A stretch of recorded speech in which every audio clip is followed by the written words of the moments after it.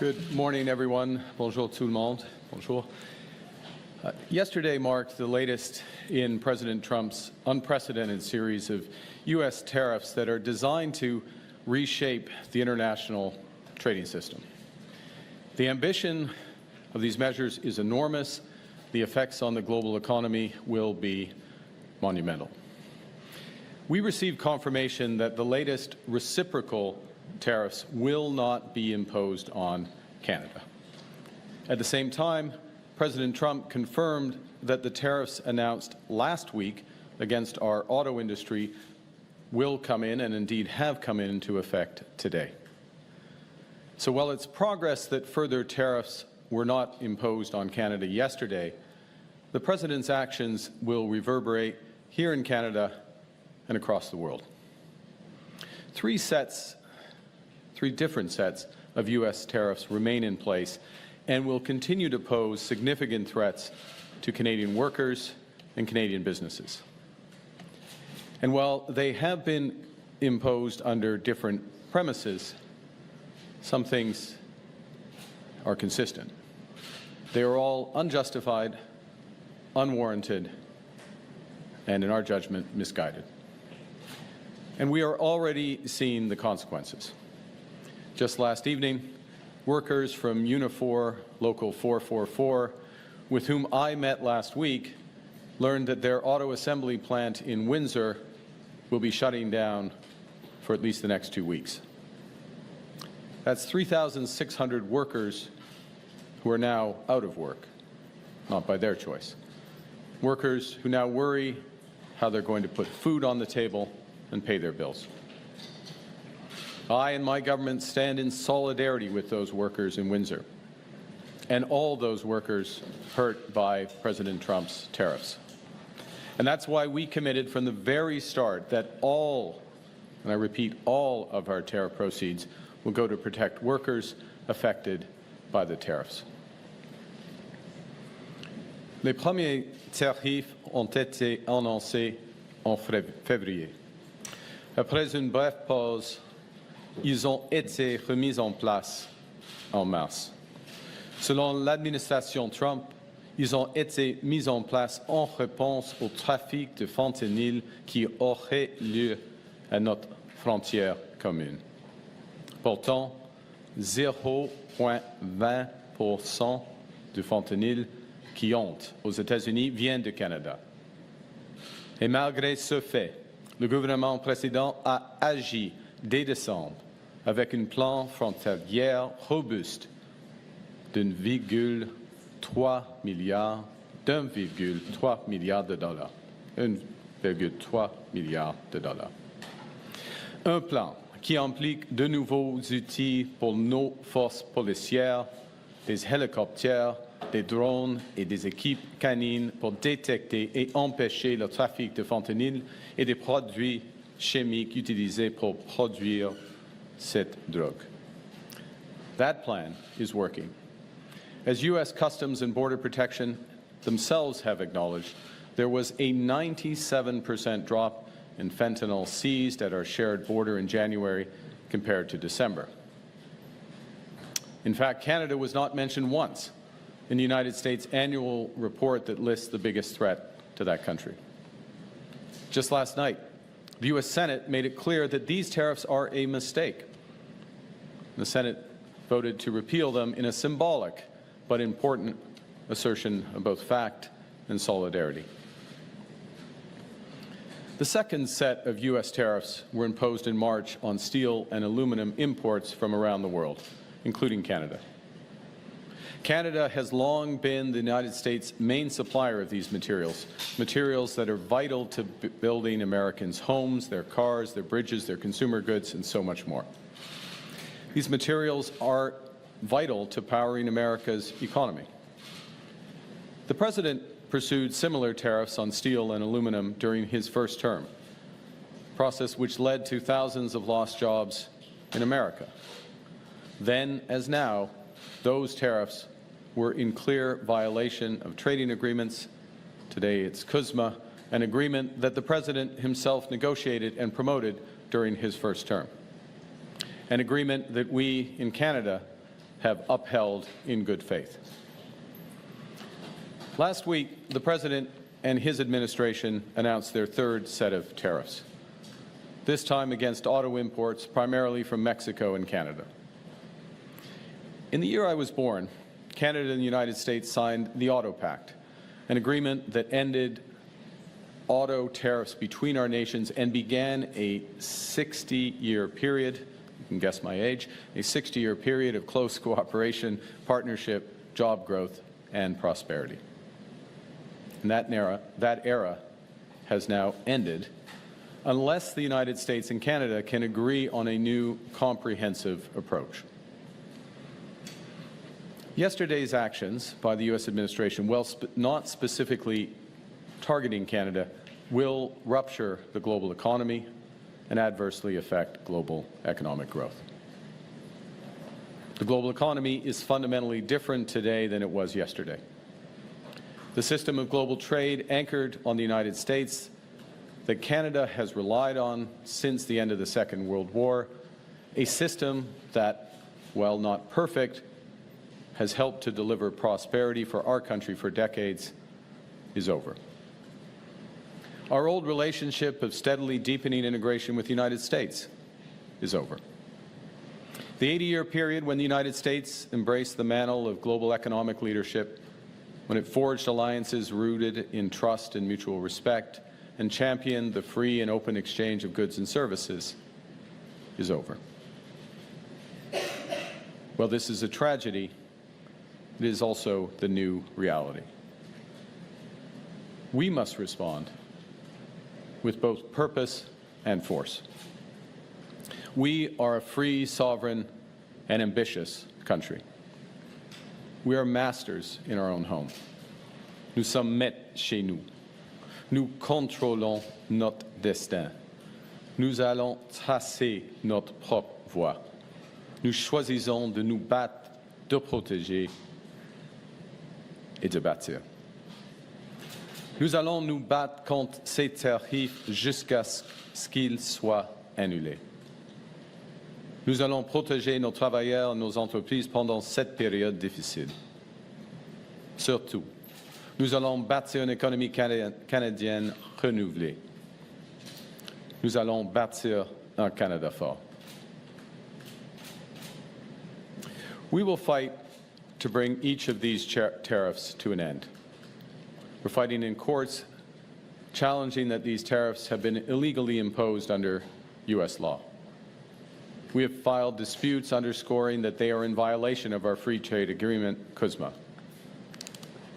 We have gone to the World Trade Organization because these actions are against international trade law. We are responding today with, and we have responded throughout, with carefully calibrated and targeted counter tariffs. Hier, j'ai rencontré mon conseil sur les relations canado-américaines. J'ai tenu une rencontre du comité du Conseil des ministres sur les relations canado-américaines. J'ai aussi convoqué les premiers ministres des provinces et territoires pour la troisième fois en autant de semaines. Nous sommes unis. Nous sommes déterminés. As I told President Trump during our call last week, Canada will respond to the U.S. auto tariffs. And today I'm announcing that the Government of Canada will be responding by matching the U.S. approach, with 25% tariffs on all vehicles imported from the United States that are not compliant with CUSMA, our North American Free Trade Agreement, and on the non-Canadian content of CUSMA-compliant vehicles from the United States as well. Our tariffs, though, unlike the U.S. tariffs, will not affect auto parts because we know the benefits of our integrated production system. And they will also not affect vehicle content from Mexico, who is respecting the CUSMA agreement. And as well, we are developing a framework for auto producers in Canada to get relief from these counter tariffs as long as they maintain their production and investment in our country. Importantly, every single dollar raised from those counter tariffs, our counter tariffs, which could reach around $8 billion before remission, will go directly to our auto workers and the companies affected by those tariffs. And that's on top of a $2 billion fund that we announced last week to build a made-in-Canada auto sector, a fund that a new Liberal government would implement should we be elected.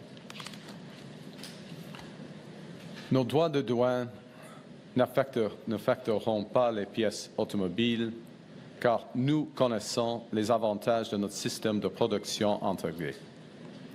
Ils n'affecteront pas le contenu des véhicules en provenance du Mexique.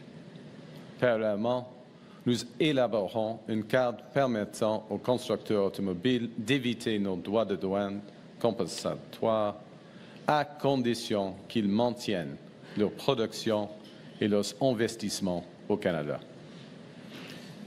Il est important de noter que chaque dollar récolté, c'est-à-dire environ 8 milliards de dollars avant remise, ira directement à nos travailleurs de l'automobile et aux entreprises touchées par ces droits de douane.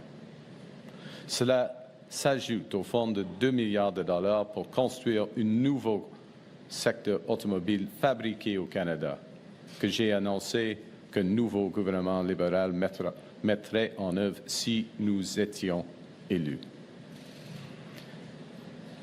Our retaliatory tariffs that we previously announced in response to the United States' other tariffs will remain in effect. You know, we take these measures reluctantly, and we take them in ways that it's intended and will cause maximum impact in the United States and minimum impact here in Canada. And we should be aware that the President and his administration have also signaled that tariffs will be applied on what the Americans term as strategic sectors: pharmaceuticals, semiconductors, lumber, and agriculture. Dans les jours et les semaines à venir, nous dirons à nos homologues américains que serait une erreur, que la question de l'offre n'est pas sur la table, que toute nouvelle mesure commerciale entraînerait une réponse calibrée, mais énergique, de la part du Canada, et que le moment est venu de renégocier en profondeur notre partenariat économique et de sécurité. As President Trump and I agreed last week, he and the Prime Minister of Canada will sit down immediately following the election to find areas of common ground and agreement in a new economic and security partnership. I told the President that I will be working hard for the next month to earn the right to represent Canada in those discussions, to get the best deal for Canada under the new U.S. approach. At the same time, Canada must be looking elsewhere to expand our trade, to build our economy, and to protect our sovereignty. Canada is ready to take a leadership role in building a coalition of like-minded countries who share our values. We believe in international cooperation. We believe in the free and open exchange of goods, services, and ideas. And if the United States no longer wants to lead, Canada will. Canada is strengthening our trading relationships with reliable partners. Plus tôt cette semaine, j'ai parlé à la présidente mexicaine, Madame Sheinbaum. Je viens de discuter aujourd'hui avec le chancelier allemand, Olaf Scholz. J'ai eu de nombreuses conversations avec la présidente de la Commission européenne, Ursula von der Leyen. Et dès ma première semaine en poste, j'ai rencontré le Premier ministre du Royaume-Uni, Keir Starmer, et le président français, Emmanuel Macron. Nous sommes tous opposés à l'approche du gouvernement américain. Et nous sommes tous en faveur d'échanges commerciaux libres et équitables. My government understands that Canadians hurt by the unjustified tariffs will need our support. And to our workers producing sustainable, high-quality lumber in Smithers, Prince George, and Elmsdale, to our workers extracting oil and gas around Fort McMurray and in northeastern BC, aux travailleurs dans les alumineries du Saguenay, to our workers at the steel mills in Hamilton, Sault Ste. Marie, et La Bosse, to our workers at auto assembly plants in Windsor, Ingersoll, and Oakville, to all our workers who might be worried about their next paycheck and their futures, the federal government will do everything in our power to protect you and your careers.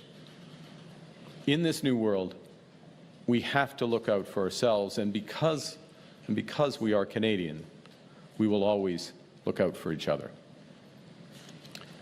La semaine dernière, j'ai annoncé plusieurs mesures ciblées pour soutenir les travailleurs et les entreprises directement touchées par la guerre commerciale de Président Trump. Pour les travailleurs, nous avons supprimé le délai d'une semaine pour obtenir l'assurance emploi. Nous avons fait en sorte qu'ils n'aient pas à épuiser leur indemnité,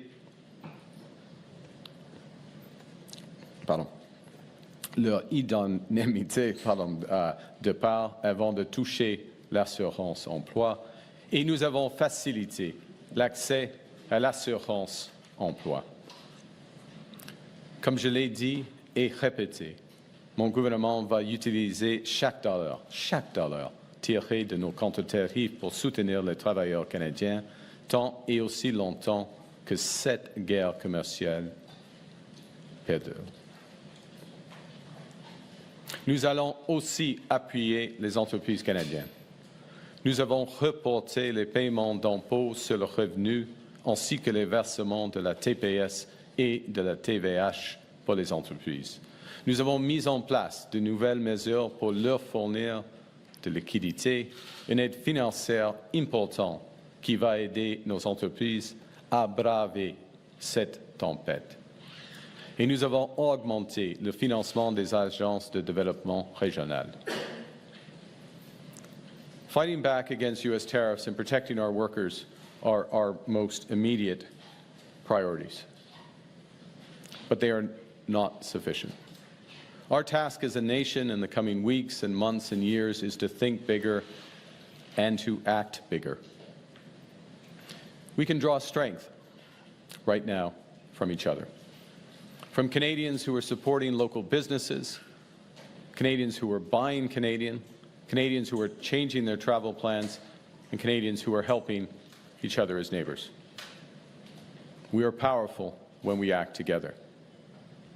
From providing refuge to stranded passengers in Gander to fighting forest fires in California, Canadians have done extraordinary things for Americans when they needed it most. Now, more than ever, we need to do extraordinary things for ourselves.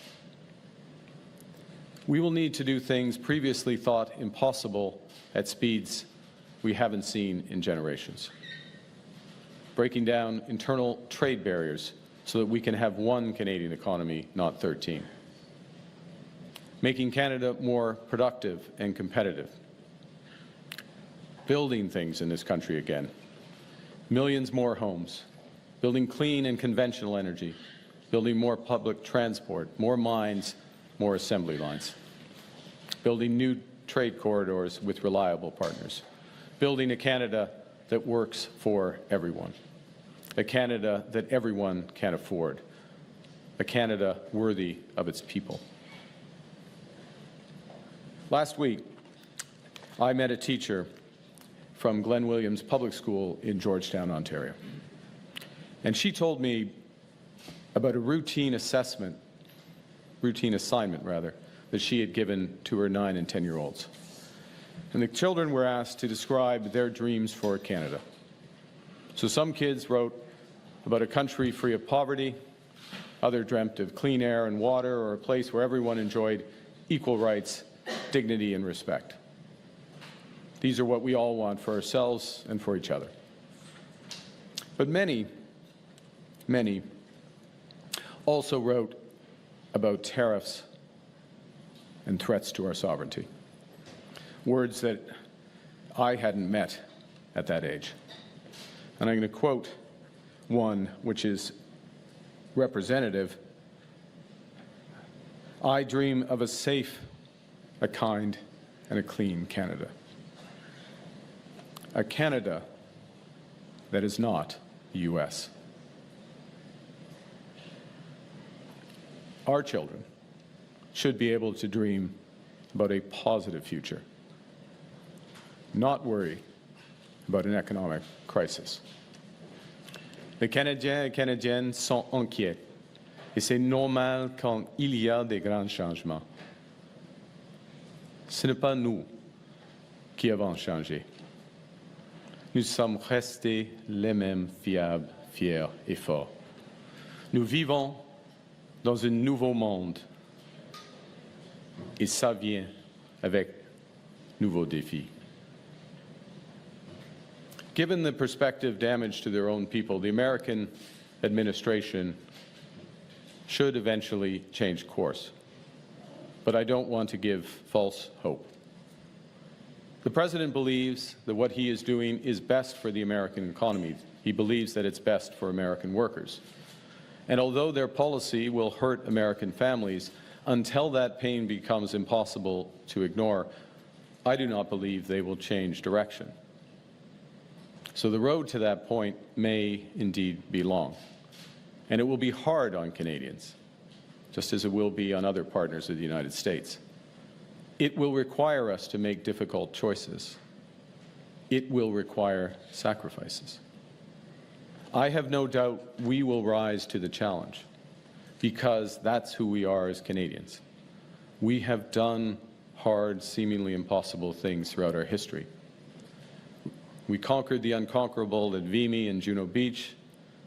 Nous avons bâti un pays qui unit des langues, des cultures et des croyances différentes. Et en le faisant, nous sommes devenus plus forts. We created public Medicare. We confronted our own past with Indigenous peoples. We answered the call to defeat fascism.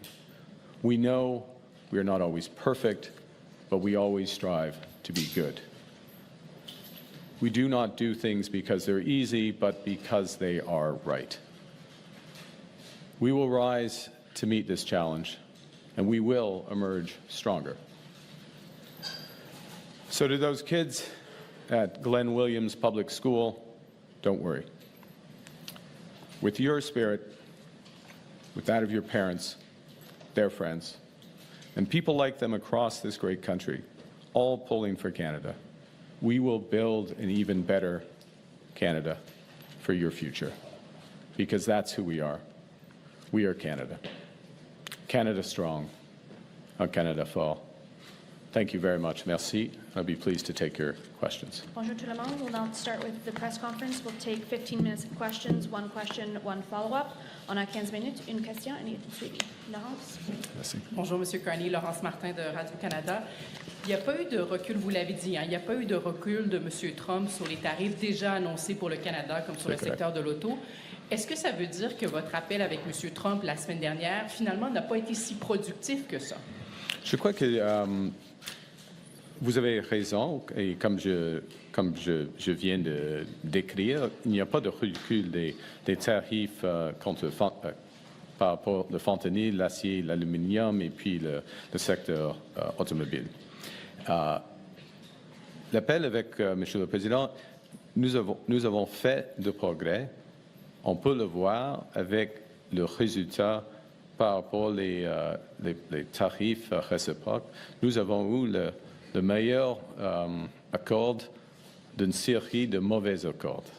Ça, c'est la vérité, okay, dans ce cas. Première chose. Deuxièmement, nous sommes d'accord, Monsieur le Président et moi, nous sommes d'accord qu'au début de mai, il y aura le commencement des discussions globales en ce qui concerne le partenariat économique et sécuritaire du Canada et les États-Unis.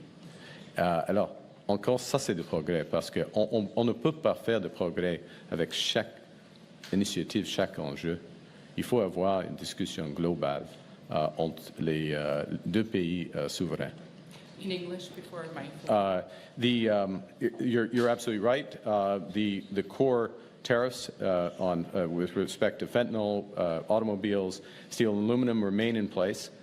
with respect to an enormous series of trade measures that were announced yesterday. We have the best deal of a series of tough deals, bad deals in many respects. That is progress. That is recognizing the partnership. As well, what was also progress in the call the President and I had last week is this agreement that we will sit down, future Prime Minister and him as President will sit down and begin negotiations on the overall economic and security partnership with Canada. And that's important, in my judgment, because we will not make progress on individual items. We can only make progress as a whole in a relationship that is being redefined. And of course, as I said in my remarks, and as I said to the President, and as I said at the time, I'm working hard to ensure, or to earn the right, rather, to earn the right to represent Canada at those negotiations. Et en suivi, est-ce que vous songez à imposer une réponse coordonnée avec d'autres pays contre les États-Unis? À ce moment-ci, non. En bref, non. On a des discussions. J'ai plusieurs discussions avec l'autre chef d'État, chef de gouvernement en Europe, au Mexique et d'autres parts du monde. Mais ils sont des discussions positives. Comment on peut augmenter les relations commerciales entre notre pays ou nos juridictions? Ce n'est pas afin d'avoir une réponse négative ou coordonnée par rapport aux États-Unis. OK? Merci. Bonjour, Émilie Bergeron de la presse canadienne. Votre prédécesseur, Justin Trudeau, avait invité les autres chefs de parti à des rencontres conjointes pour montrer que le Canada est uni, qu'il y a un front uni face à M. Trump.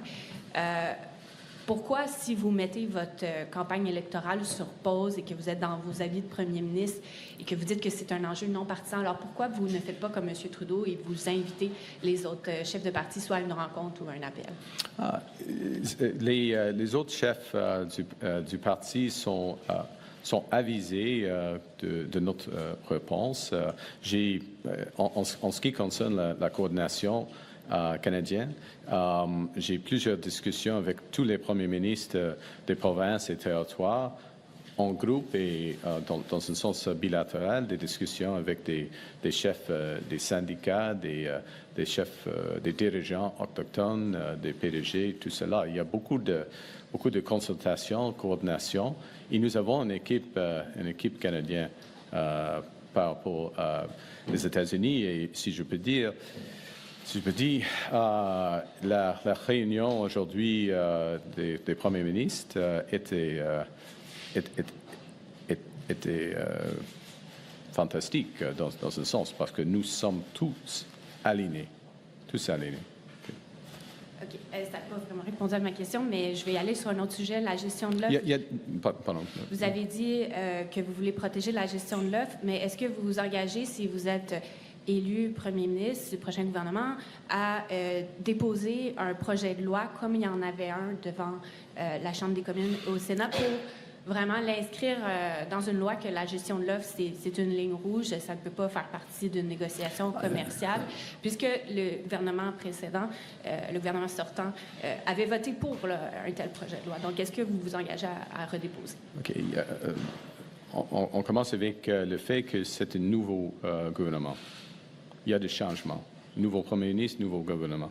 Et en ce qui concerne les négociations avec les États-Unis, dès que le 1er janvier ou le mi-janvier, en effet, quand j'ai commencé ma campagne pour la chefferie libérale, j'ai dit clairement que la gestion de l'offre, la langue française et la culture ne seront jamais sur la table. Ça, c'est une ligne rouge, une ligne claire. Et nous n'avons pas, par exemple, les discuter, Monsieur le Président et moi, pendant notre appel. Okay? Good morning, Tonda McCharles, Toronto Star. Could you please expand and be specific on what you mean by an economic and security agreement?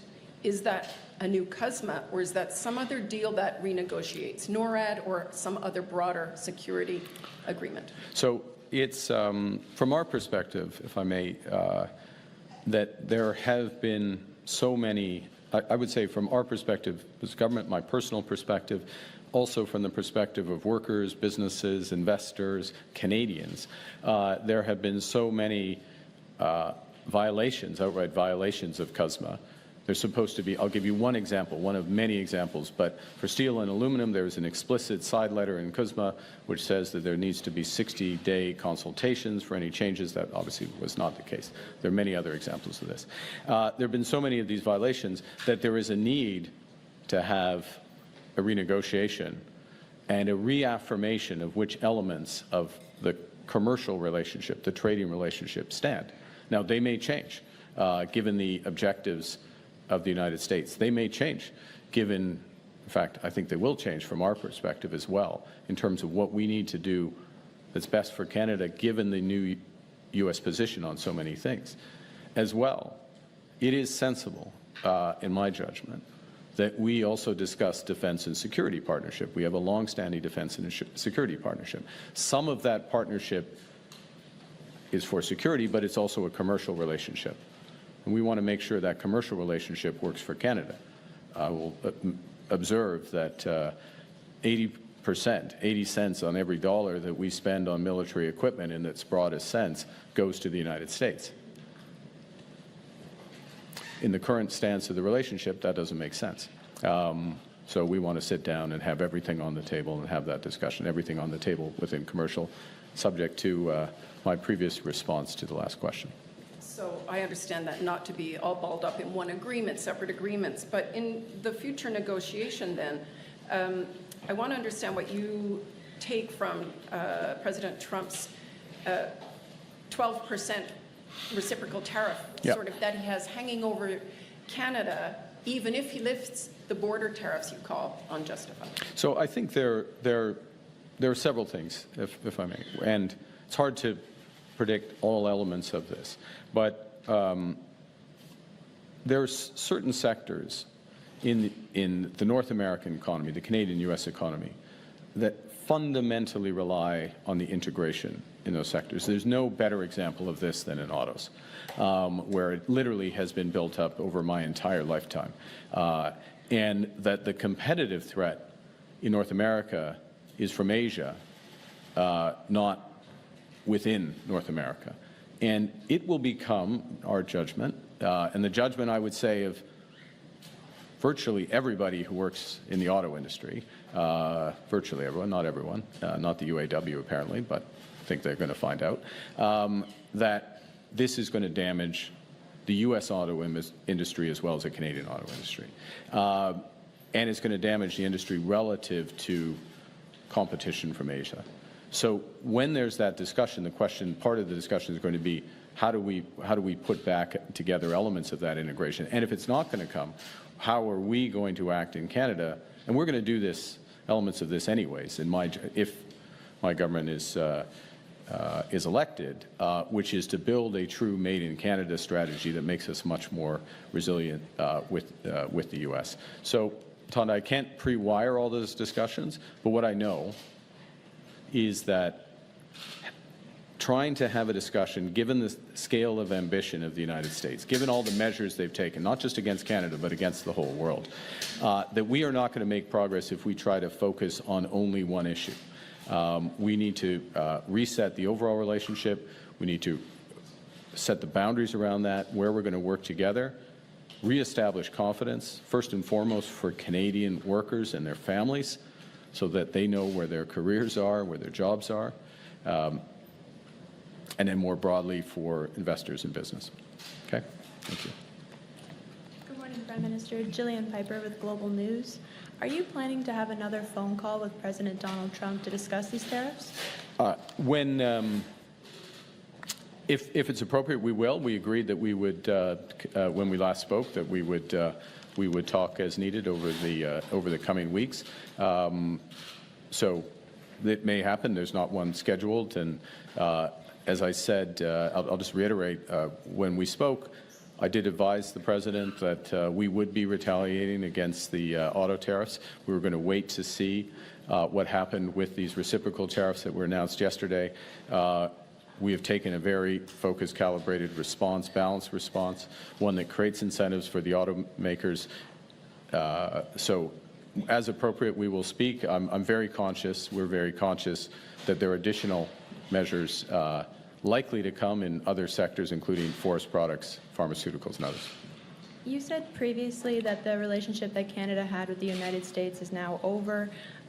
Is the U.S. still our ally? The U.S. Absolutely. Look, the U.S. is absolutely our ally. It's our ally in security and defense partnerships. It's our most important security ally. For example, it's still, even with these tariffs, the largest trading partners. The point I made last week, the point I made again today, is part of what our relationship has been based on, though, has been a degree of integration between our economies, our trade becoming closer and closer together. That is over. I mean, we saw that that was ending a while ago. It's now emphatic. I think the world is learning that that is over. That creates real challenges for us. We're not sugarcoating it. We're absolutely clear about that. It also, though, creates an enormous opportunity for a country like Canada, which has virtually everything that the world wants, has a lot of things that the U.S. wants, and they're going to find out how much they want it with these tariffs. So we have virtually everything the world wants. And when I talk to leaders in Europe, when I talk to the Mexican president, they want to work with us. They want to cooperate with us. And I'll say one other thing, if I may, and then hand, which is one of the things, and I'll go back to Team Canada, Premier Smith, Premier Moe, Monsieur le Premier Ministre Legault, all of those premiers in the very short term either have just gone on major trade initiatives to Europe in some cases, or about to go to trade missions in Asia. That's the Team Canada approach. That's the coordinated approach that we need. And I think Canadians, again, not sugarcoating the challenges, but can be very encouraged about the sense of purpose and action at different levels to move forward. Enfin, les alliés ou oui, les États-Unis, bien sûr, les États-Unis est encore un allié du Canada. Les États-Unis, c'est notre allié la plus importante en ce qui concerne les matières de sécurité et de la défense, par exemple. Mais le monde change. OK. Ashley, please.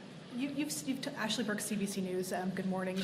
You have talked about this, the old relationship when it comes to the tight military and security cooperation being over. So what exactly are you picturing, and what does that mean for NORAD? Well, first and foremost, what I've emphasized has been the commercial relationship, the trading relationship, and the direction of that relationship. It was only a few months ago that many responded to the initial U.S. tariffs and discussions of tariffs by saying, this was not me, to be clear, but some prominent Canadians said, well, we should have a customs union with the United States. We should become closer to the United States. It's clear that that strategy has tremendous risks, would be misguided, in my view, and misguided and create tremendous risk. There may be certain sectors where that's the case, but as an overall approach, that view, that relationship's over. As I just said, our military and security relationship is still, with the United States, is still our most important one, without question. So I didn't declare the end of that, and I'm not declaring the end of that. What I have emphasized, and my government has taken action on, is diversifying and reinforcing other aspects of our security partnership. So we signed a major defense agreement with Australia, over-the-horizon radar. My trips to Paris and London were partly about deepening our security partnerships with those countries. We're looking on diversification in terms of maritime procurement and other aspects of procurement. We're reviewing the F-35 fighters to make sure that that's the right approach for the country going forward, given the other considerations. Last question. Yeah. You've talked about how long and hard the road could be for Canadians if Mr. Trump keeps these tariffs in place. How long and hard, and is Canada headed towards a recession? Well, look, I think it starts with what the implications of these tariffs, yesterday's tariffs, which affect all economy, virtually every economy in the world, means for the global economy and the U.S. economy, and the U.S. economy which is slowing, U.S. economy where inflation is starting to pick up, where financial conditions are going to start to tighten, and a U.S. economy which has a possibility of tipping into recession themselves. So it starts there. It is usually the case that when the United States has a recession, that it's very difficult for Canada to avoid something similar. There's been exceptions to that. With the financial crisis, 2008-9, when I was governor, we avoided a recession. We need to take action now for short-term support and reimagine our economy for the medium term. And I won't go through the list of things. You personally have had to hear them a few times, but it is about that one Canadian economy, and it's about building everything from homes to new energy infrastructure to new ports and trade infrastructure. By doing that, and by doing that in a way that is as coordinated and impactful and immediate as possible, we create a real possibility, in fact, probability. It's not just right for the medium term, but it's right for the short term. And that, in many ways, is what's at stake right now. Yes, we have to respond to the U.S., and we are responding appropriately. Yes, absolutely, first and foremost, protect our workers. But we need to do much more than that, which is to build this economy. And in doing that, we can avoid the slowdown that is coming. Well, we can do better than the United States. That's my point. We can do better than the United States. Exactly where that comes out depends on how much damage they do to their economy. Thanks, everyone. That En concludes. français, sur le dernier aspect, en ce qui concerne le taux de croissance à l'échelle globale, ce qui est sûr est que les tarifs américains vont desserrer au moins l'économie mondiale, y compris et surtout l'économie américaine. Et à ce moment-ci, l'économie américaine ralentit et l'inflation aux États-Unis augmente. Alors c'est une combinaison très difficile pour eux. Et c'est avant d'avoir des grands tarifs. Dans ces circonstances, normalement, il y a un fort ralentissement de l'économie canadienne. Mais on l'a évité en 2008, quand j'étais gouverneur de la Banque du Canada, et nous pouvons réduire l'impact négatif, les retombées négatives de l'économie américaine d'ici au Canada avec de la force, de la force économique, y compris tous les volets afin de bâtir une économie forte. Okay, thanks, C'est everyone. tout? Yeah. Sorry, we're done. Sorry. Thank you. Sorry. Thanks, everyone. Okay, merci. Thank you.